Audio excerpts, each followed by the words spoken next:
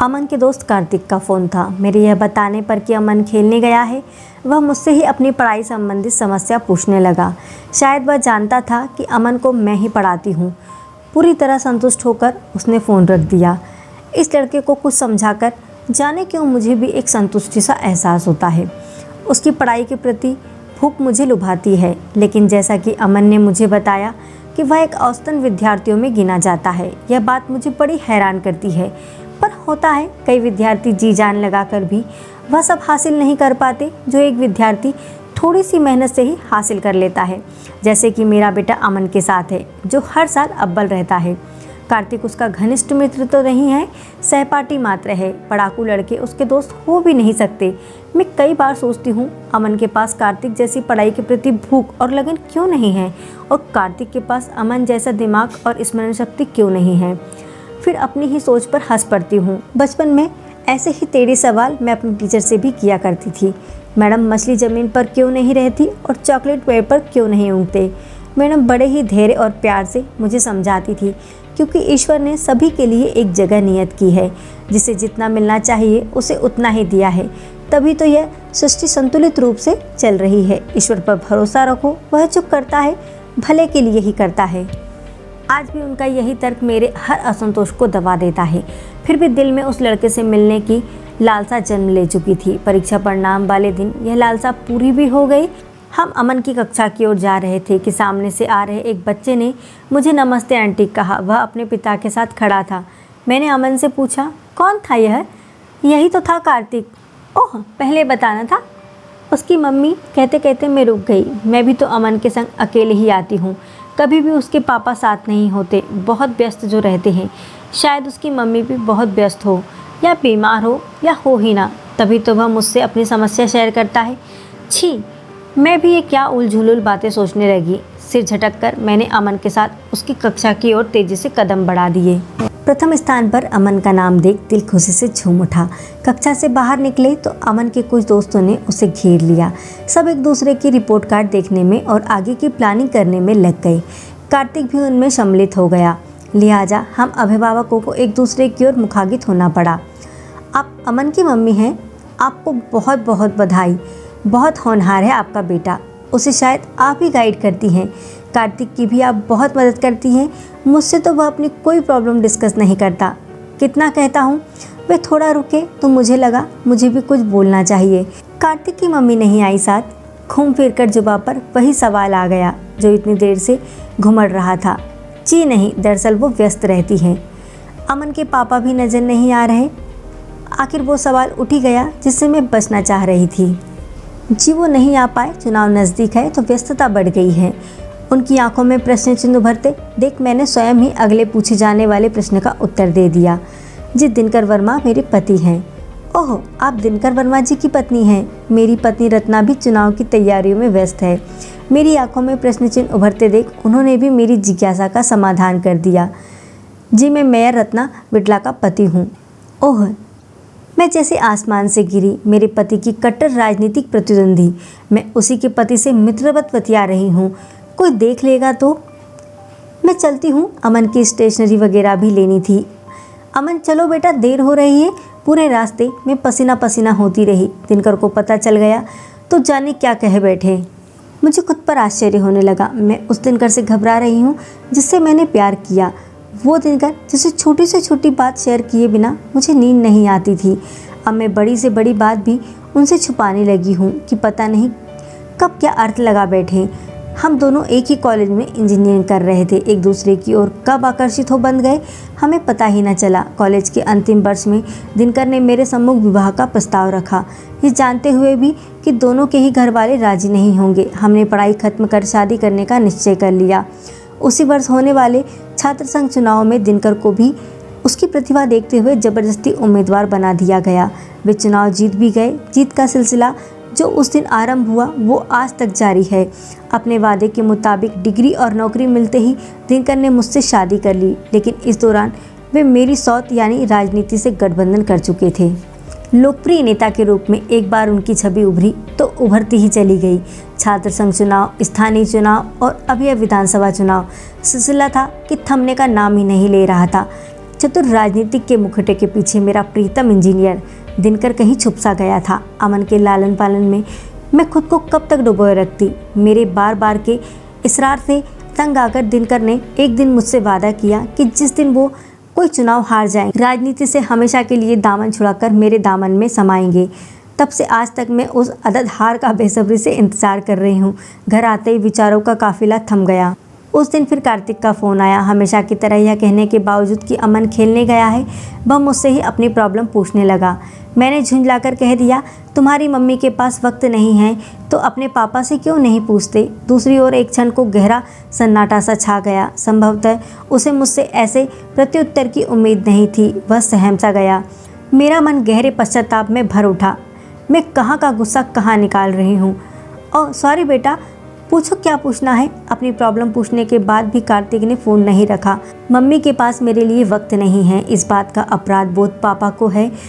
उनकी पूर्ति हेतु वे मेरा ज़रूरत से ज़्यादा ख्याल रखने का प्रयास करते हैं। पर क्यों? मैं अब बच्चा नहीं हूँ, अब बड़ा हो गया हूँ। अपनी ज़िंदगी खुद जी सकता हूँ। मुझे किसी के सहारे की ज़रूरत नहीं है।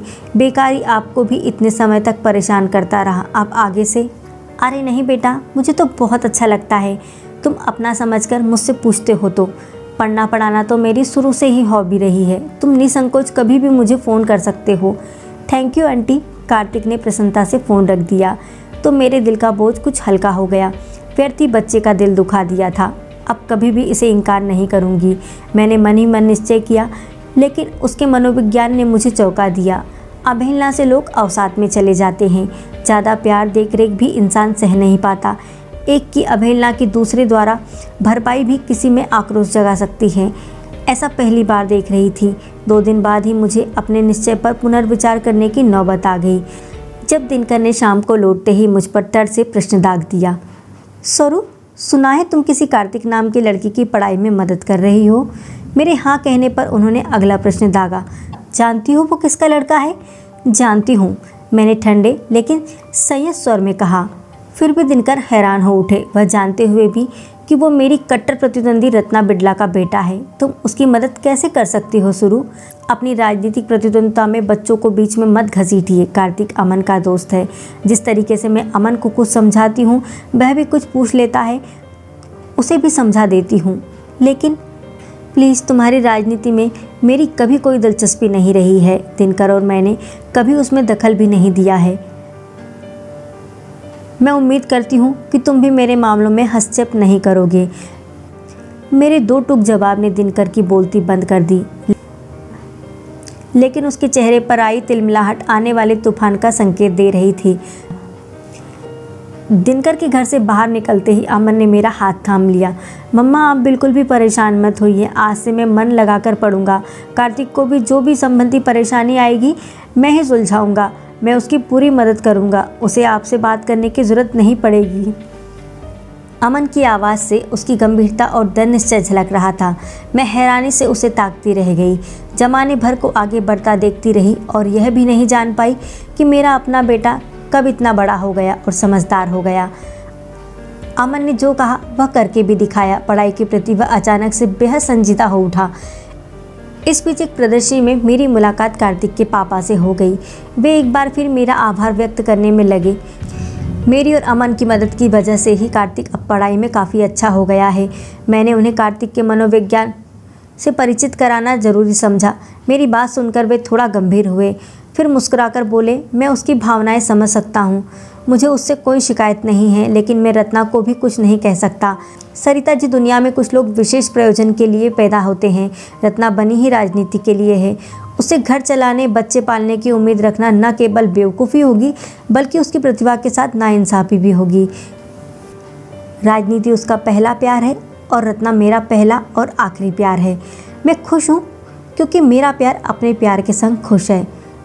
मैं मुग्ध निर्विशेष उन्हें निहारती रह गई। प्यार की ऐसी व्याख्या सुन मैं उनके जज्बे की कायल हो गई थी। मेरी आंखों में प्रशंसा के भाव शायद उन्होंने ताड़ लिए थे। इसमें प्रशंसा जैसी कोई बात नहीं है। मैं ऐसा दिल से चाहता हूँ और इसी में सुखी हूँ। हर एक इंसान का अपना अपना सुख होता है। आप ठीक कह रहे हैं, मेरा सुख आपके सुख से अलग है।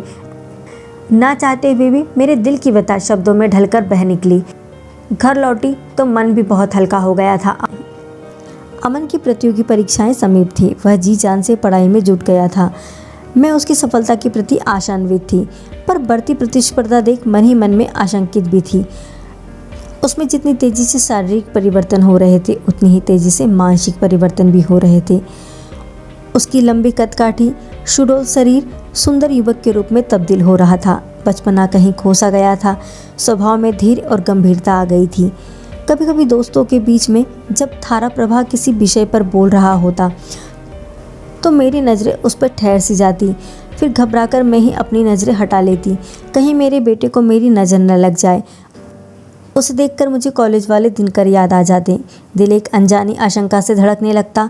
खैर परीक्षाएं समाप्त हुई और रिजल्ट भी आ गया। अमन का IIT में चयन हो गया था। मेरा दिल खुशी से उछल गया। बरसों का सपना पूरा हो गया। दिनकर भी बहुत खुश थे।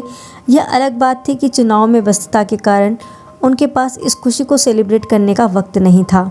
वोट पड़ चुके थे, मतगणना जारी थी और वे धड़कते दिल से परिणाम की प्रतीक्षा कर रहे थे।